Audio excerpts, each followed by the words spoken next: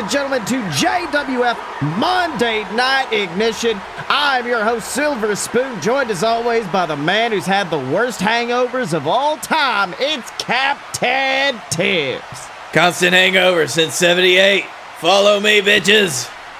That's right, but if you really want to talk about a good hangover, let's talk about last night's pay-per-view JWF Hangover. We had some phenomenal matches that saw the Rising Suns successfully defend their tag titles against the men known as the Wild-Eyed Southern Boys. Hell yeah, buddy.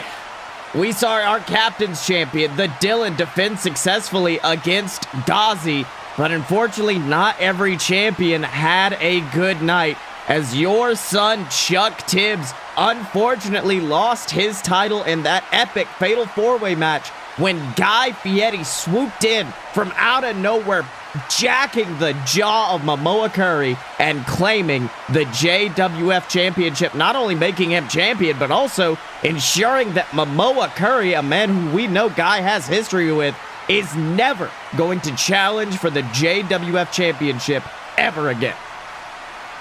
It's a hard pill to swallow, Sills. On the one hand, I had to watch my son lose his first World Heavyweight Championship goal. On the other, I had to watch one of my oldest friends lose his last opportunity to challenge for that same title. And it all just ended up because of Guy fucking Fieri. That is right. I know not everybody is a big fan of Guy Fieri, but what I am a fan of is our power rankings. Of course, after every pay-per-view, we like to come out, let the audience know where the tag teams are currently standing. And let's start with that tag division where, once again, our lowest two rankings, 5 and 4, neither of these teams have been able to secure a victory yet. And of course, that's the team of Coach and Friend and Bananas in Pajamas. We of course know though, Bananas in Pajamas does hold the cash in the bag briefcase, earning them that number 4 spot and also giving them the opportunity to challenge for the tag titles whenever they want. At any time. Sills, that of course is a very important fact to know about Bananas in Pajamas, but I would also like to take this moment to say, on behalf of the entire JWF, I apologize for how terrible our tag division currently is, seeing as number 4 and number 5 in our power rankings have not won a match. That is right. Well, of course, we know there's only, 1-2 matches a week, 5 at the pay-per-view, sometimes 7. It's a little bit hard for these teams to climb that rankings, but one team that certainly has is number 3, the VWO. 1 victory, 1 tie, 1 victory, 1 loss, 2 ties in their time here, but let's not forget the VWO have also been working in the singles competition as well. Griffin Clouds, one half of the VWO, being part of that Fatal 4-Way last night where numerous times we thought he was going to come out victorious.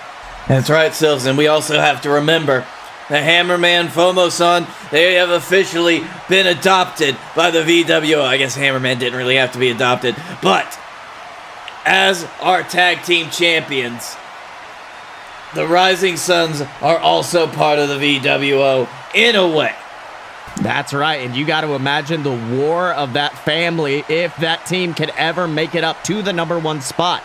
But of course, sitting at number 2, the War Wizards, the former JWF champions. We thought they were going to be number 1 contenders forever. But of course, last night, the War Wizard got into a bout against AJ Steel, the man with the body of steel. And I'll be honest, many of us thought it was going to be, the fans like to call it a squash. We'll see the War Wizard just destroy this little puke, and yet AJ Steel managed to sneak out the victory. AJ Steel was able to tough out some of the worst that the War Wizard was able to throw out there, and he managed to impress with some very interesting moves of his own. I think that he finally started to show his own in the ring instead of talking a big game. Maybe he's finally ready to start acting it. That's right, them sitting there, 3 victories, 2 losses, and in our number 1 spot, number 1 in the rankings still, despite their loss at the pay-per-view, are the wild-eyed Southern boys. 2 victories, 3 losses, but also you got to remember the wild-eyed Southern boys, they have been resilient all year. In fact, started out the very first pay-per-view of this year, the Regal Rumble, saw the Southern boys win the championships, and they were dominant all the way up to where their title reign ended at WrestlePalooza. Very true, Sills. They have not been able to get back the same momentum until very recently, the Southern boys. But now that they're back on top of the power rankings, I don't see them going anywhere soon if that same attitude they've had all year continues on. And if they continue being controlled, being managed, being led by Spider Lockhart. That's right. Now our singles rankings is number 5, a man who is now 3-1 in his best of 7 series against Hollywood Hulcher, the man known as Danny Roanoke, a man who, let's be honest, all these matches he has been using his wit, his cleverness. A lot of people think when it comes to a wrestling match, it's all about physicality, who can get the most physical moves in, but Danny has proven that intellect can sometimes succeed, as he proved in that steel cage match last night when he threw Hollywood Hulcher through the wall of the cage itself and escaped through that wall. Like I said, many people think there's only 2 ways to escape the cage. Danny Roanoke proved there was a third. And he found another way out while honestly Sills utterly humiliating Hollywood Hulcher in the process. But Hulcher also found ways to act to his detriment, let's say. Seeing as multiple times Hollywood Hulcher could have escaped from that cage. He could have gone over the top, but he did not. He chose to attack Danny Roanoke. He chose to put as much punishment on him. He wanted to pin him in that steel cage match, Sills, and it just didn't work out for him. That's right, sitting at number 4, a man who was not at the pay-per-view but has been absolutely dominant ever since arriving in the JWF back at Summerfest. That's the man known as Robert Hill. And Tibbs, let me tell you something. I've heard from Robert backstage. He has said that he is furious that he was not included at the pay-per-view. Said that he felt like he belonged there. Oh, boy. Well, that's not what I want to hear from a man of his stature. I better find something to give him. Because Robert Hill is not somebody you want to meet in a dark alley in the middle of the night, Sills. Let me tell you that much. We'll give him some more matches. We'll give him more of a chance to prove himself. And Sills, honestly, I think that he's going to be a pretty big player in the coming months. That's right, and number 3 in our power rankings is Griffin Clouds, a man who we've already discussed, a man who's shown dominance in the singles division, but he's gonna have to prove himself tonight against number 2 in our power rankings, the former champion, your son, Chuck Tibbs. And of course, in our main event tonight, Griffin is going to be facing off against Chuck to see who will become the new number 1 contender to Guy Fieri's JWF Championship. And Tibbs, let me tell you something, that's going to be a hell of a match whichever way that goes. Absolutely, Sills. Both Griffin and Chuck, they both have very, very different reasons, but very strong reasons to go after Guy Fieri for that championship. Chuck, of course, he wants to regain what he lost very recently. He wants to prove himself once again. Griffin Clouds wants to continue to show that he has been on a path to redeem himself over his conducts in the last few years, and to show that he is ready for prime time. That's right, and finally, number 1 in our power rankings, our captain's champion himself, the man known as the Dylan. And Tibbs, I know you're looking at the rankings with me. Chuck Tibbs, 3 victories, 3 losses. He's wrestled 6 times. Griffin Clouds has wrestled 4 times. Bananas in Pajamas, 3 times. The Dylan has wrestled 13 matches ever since JWF Monday Night Ignition began, and he has won every single match, including that epic clash against Gozzie last night at the pay-per-view. At this point, the Dylan is nigh unstoppable. Very true, Sills. Even the second and third, Griffin and Chuck, both have 3 wins under their belts, but they also have losses. The Dylan, no losses to speak of, 13 wins. He has been on a tear over the last few months, and he shows no sign of stopping. I don't even know what else there is to say. He's going to be number 1 for a long time coming. That is right, Tibbs. But for right now, I actually want to go backstage to one of the men we were discussing earlier. Hollywood Hulcher, the man who lost that steel cage match earlier tonight. That man who is basically in a do-or-die situation right now in his Best of 7 series. And I think Hollywood has some words for Danny Roanoke and some thoughts about his dangerous position in this match. Let's have a listen. Ladies and gentlemen, Dad McDonald backstage with the man who's now 1-3 in his Best of 7 series against Danny Roanoke, the man known as Hollywood Hulcher. Now, Hollywood, last night, everyone was rooting for you. I mean, it seemed numerous times that you were close to escaping, close to climbing over the edge, but instead, you opted for high-flying maneuvers, and many people are claiming that this is what led to your defeat. And I gotta ask you, does this make you nervous now that you're 1-3 in this series? Well, yeah, Don, it's, well, I guess now it's do or die for old Hollywood, huh? There's no room for me to lose anywhere, anyway, at this point. Anytime over the next few weeks, if Roanoke managed to sneak out a victory, it's all over for me. To be honest, it should never have gotten this far. I've been the one making rookie mistake after rookie mistake over the past few weeks, and I've been reviewing all the tapes, and, well, let's just call a stone here. Danny Roanoke, he's been trying to teach me a few things with each match, and I guess that's what he's done. Every match he has shown me a different way of solving problems with my moveset, with different issues that I might have, anything, even the way I think in the ring. In that tables match, he showed me not only to rely on my high-flying maneuvers when I could so easily get sent through a table like that. When we wrestled one-on-one, he showed me to expect the unexpected when he caught me out of midair. And at JWF Hangover, he showed me that there's more than one way to get out of a steel cage. Oh, you see, as much as it pains me to say this, Danny Roanoke has really taught me to start thinking outside the box. To stop being so comfortable with all the moves that I had given, with the moves that I felt safe with. You see, if I'm going to end up defeating Danny Roanoke, I've realized I've got to start thinking like Danny Roanoke. That means from now on, I'm going to be thinking outside the box.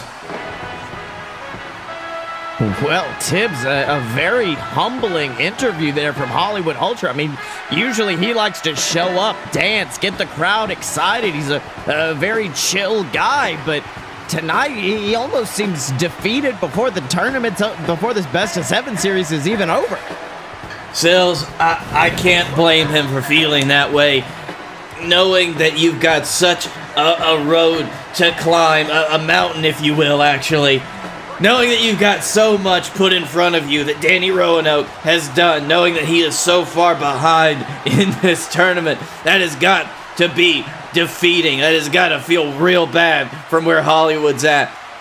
But Sills, maybe with this out-of-the-box approach he's taking, he started on the path to victory, because whatever he's been doing so far, it's just not been working. That is right, Tibbs, and I almost saw a little bit of respect from Hollywood Hulcher towards Danny Roanoke. We know this started as a blood feud, but it almost seems like Hollywood is starting to get some respect for Danny, and I think it's going to be a lot of work, though, for Hollywood to actually get that respect back. What do you think? Absolutely, Sills. Even if Hulcher is able to pull this off, he's able to pull out the win of this Best of 7 series, that might only just be the start to get Roanoke's respect. Although I'm not sure why he's trying to seek it, but it seems like he is. That is right. But speaking of men who have got respect, let's talk about two men who have earned the respect of the entire JWF universe. And it is, of course, our tag team champions, FOMO-san and the Hammerman, the Rising Suns, a team that started out not unlike Hollywood Hulcher and Danny Roanoke. They were hated rivals, but one day earned some respect for one another, and that respect led to them becoming JWF champions. You can see them coming out to the ring right now, and with the belts around their waists and Tibbs, they look absolutely happy to be here. 100% Sills, picture perfect. That is what I want to see. That is who I want to see carrying championship gold. That's right. And oh my God! From out of nowhere, Sam Adams, Houston Longhorn, the wild-eyed Southern boys, just coming from out of nowhere, beating the living hell out of the tag team champions. And oh God, Tibbs, look at this. Spider Lockhart, their manager, their associate, you could say, coming out with a bat and just bashing in the knees of the Hammerman. And let me tell you something, that'll take out the speed of the Hammerman right there. Oh, you son of a bitch, Lockhart. That is right. This is absolutely horrifying assault from these men. And Tibbs, is no, that... I hear it, Sills. I hear it. Yeah. That appears to be the music of Wrestle Wars, the show of AJ Styles, the man who defeated the War Wizard. What the hell's going on? It looks like, Sills, he was able to get his airtime back. And we're about to have an episode of fuck.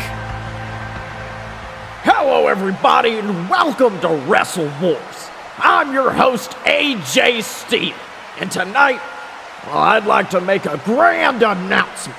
After my historic victory over the War Wizard last night at JWF Hangover, old AJ was sitting back getting ready to relax, enjoy a nice PBR, and I thought to myself, I said, "Self, do you really have time to relax? I mean, you've taken out the War Wizard, but there's so much more darkness inside the JWF that requires the cleansing hand of AJ Styles, the cleansing right hand of America to take them down. There's Hollywood Hulcher, Funky Flossie, these dancing men whose gyrating hips are attempting to impregnate your daughters through the television screens.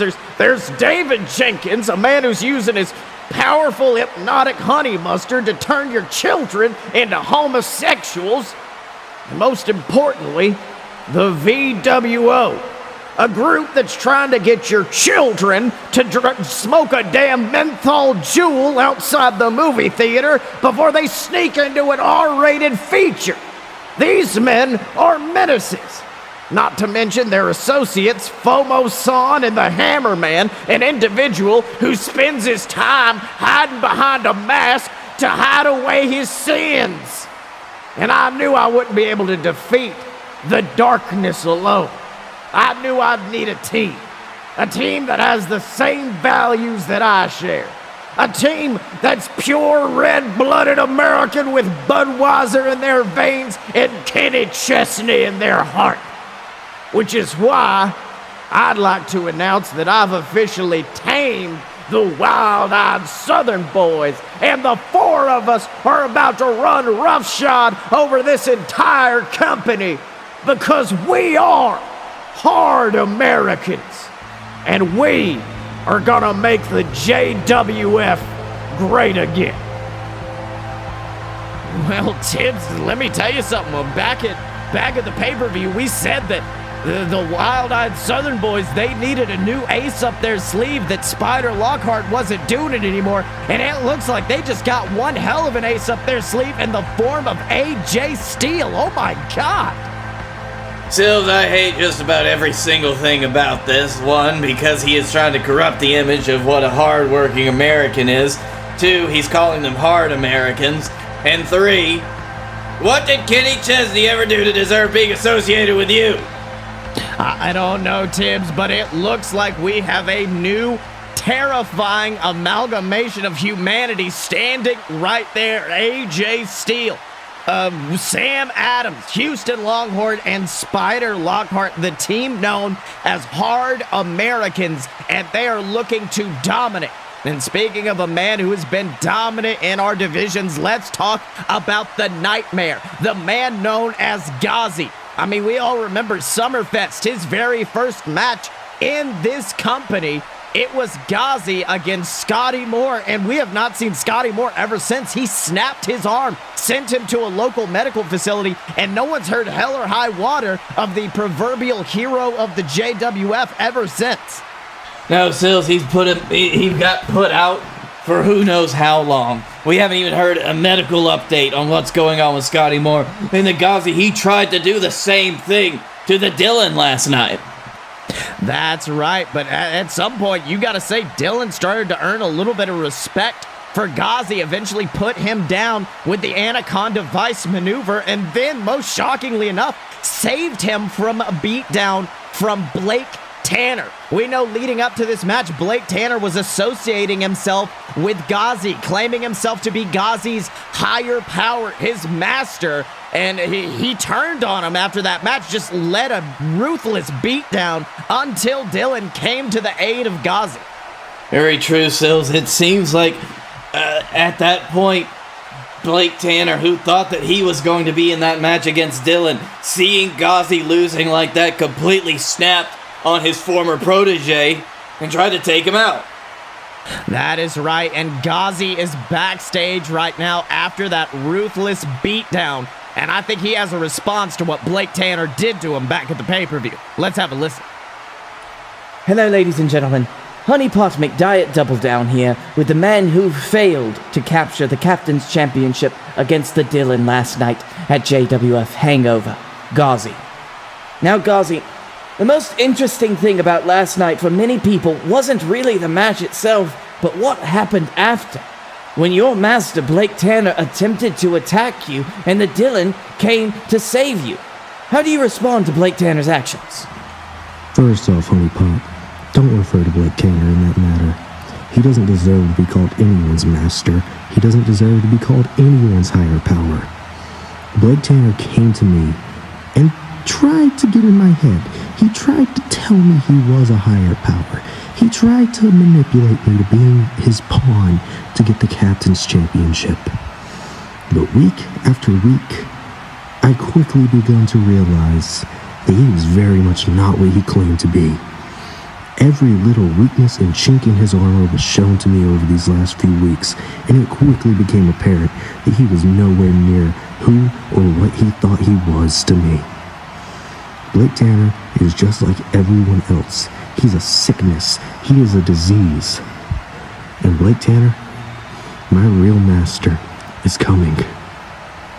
He's coming to the JWF. And he is going to do what I said he would. We are going to wipe this company clean of everything like you and everything like everyone else in here who's nothing more than a little freaking parasite to professional wrestling. Well, Tibbs, there's a lot to unpack there from Gozzie. It looks like that Blake Tanner was merely playing along with Gozzie's mental state, you could say, claiming himself as a higher power when he wasn't. And Tibbs, I don't know what's scarier. A JWF where Blake Tanner was the higher power, or a JWF where we still got no idea who this guy is. In the past, we have seen situations like this before, and it's led to hellfire being rained down onto this company, and I just got no idea what Gozzie's talking about. Sills, this has officially gone from something that I was only slightly concerned about to something that I am moderately concerned about in this company, and that is saying a lot. However, the idea that this higher power is truly coming, and this might of course just be the effect of something in Gozzie's current mental state, but if that higher power is coming, we don't know what to expect, and my back is too broken to do another Trinity bomb.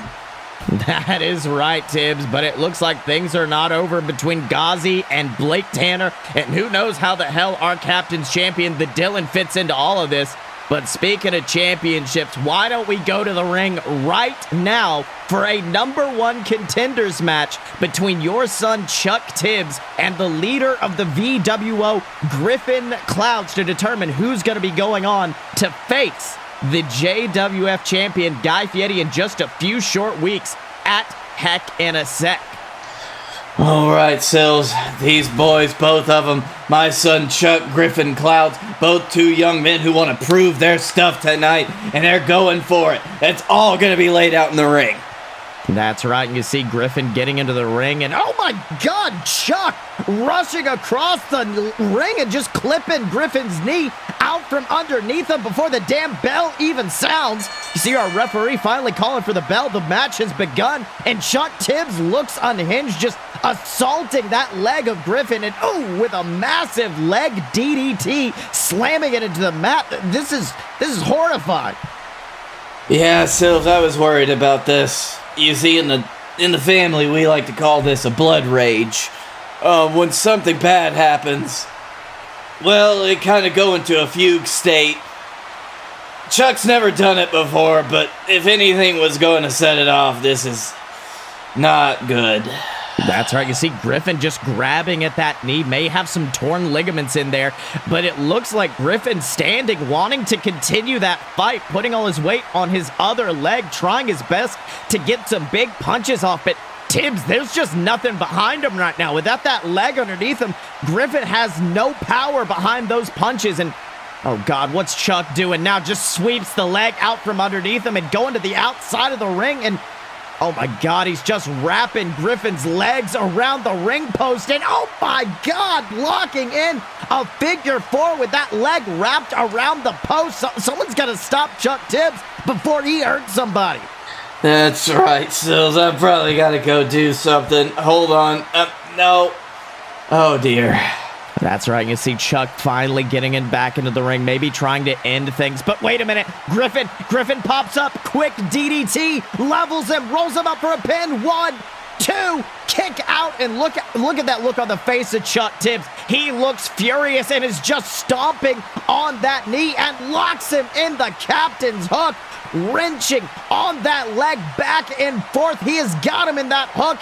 And Griffin Clouds being forced to tap very early into the match, but it looks like Chuck is not relenting. He is just holding on to that knee. Our referee being forced to try to separate them apart. What the hell is going on?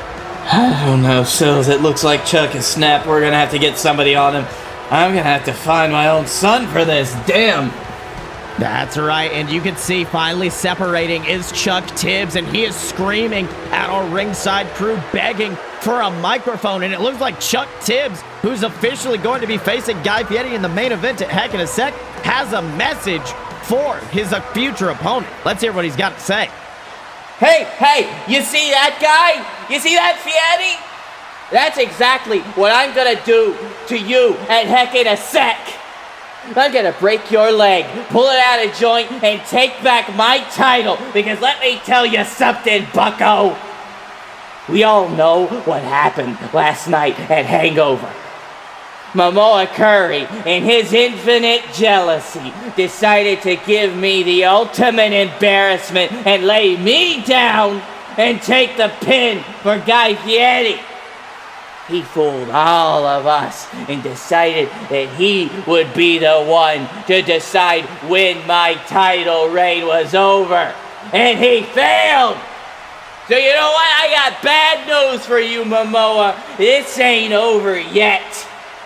And now, because of your own hubris, when I win my title back, you'll never be able to challenge for it again. You're never gonna get another shot at it, which means you can never interfere with my destiny to hold that belt anymore. So, Guy Fieri, you better get ready for hell, because that's what I'm bringing to you in just a few short weeks. Tibbs, your boy has kind of gone off the deep end. I didn't want to say it, but he has really gone to the darkness at this point. Yeah, Sills, that's the blood rage. I had to do something about fucking shit, goddammit. How long does that blood rage last? Is that like this just tonight thing, or? Sills, I can only tell you that the last time that it happened to me was before World War I started. And then, when I woke up, World War I had ended. Okay, so we got some time to wait, is what you're saying. Yeah, we might have some time to wait, Sills. I'm not looking forward to this.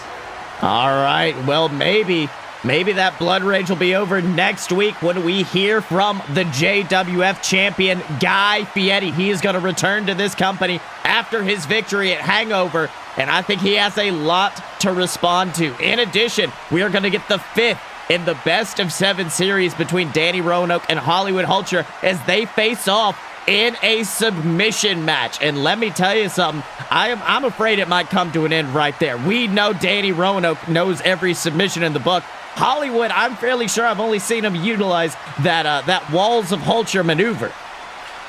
That is true, Sills. However, Hollywood Hulcher is a specialist in that one maneuver. He can utilize that maneuver to great effect.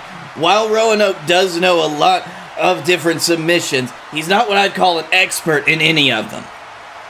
That's right, and in addition to that, not only are we going to see one returning champion, we are going to see 2 as the Dylan returns with some news for the entire JWF universe. And let me tell you something, the Dylan, you never know what he's going to say when he gets on that microphone, but at the end of it, you know you just heard something important. That's right, Sills. At this point, he has the keys to the castle.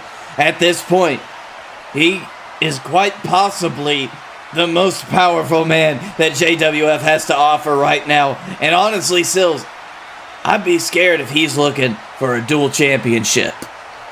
That is right, Tibbs. But until next time, remember to support the JWF by donating on our Patreon. Patreon.com/AloadofBS is the website where you can support the entire JWF and get access to some exclusive goodies.